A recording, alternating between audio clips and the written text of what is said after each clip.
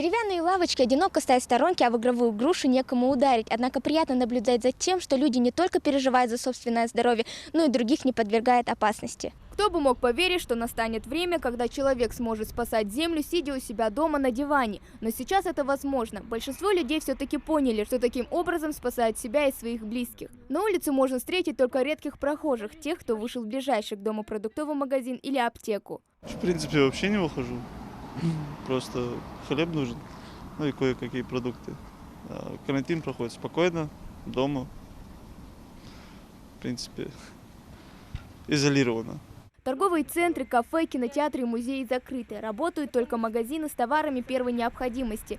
Выходить можно лишь за продуктами или для выгула домашних животных, на расстоянии, не превышающем 100 метров от места проживания. Но все же обязательным фактом является наличие, так сказать, главного аксессуара этого сезона – маски, которая является барьерной защитой от заражения коронавирусом. Однако среди населения найдутся и те, кто не видит в них необходимости, ссылаясь на возраст или прочие обстоятельства.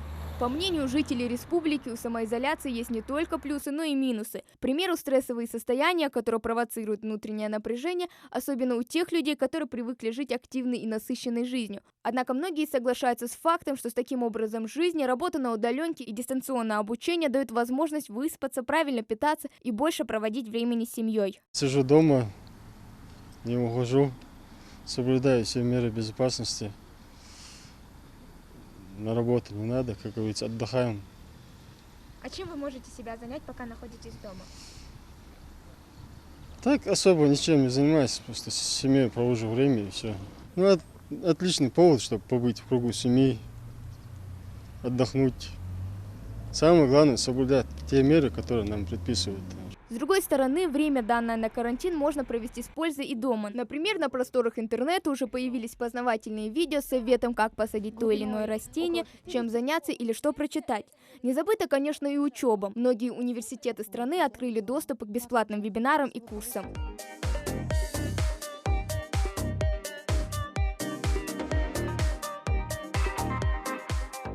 Ситуация с коронавирусом остается неизменной. Радует только то, что карантинные меры соблюдаются. Сегодняшний опрос показал, лишь единицы вышли из дома действительно по острой необходимости. Хава Гагиева, Асхаб Белакиев, Новости 24.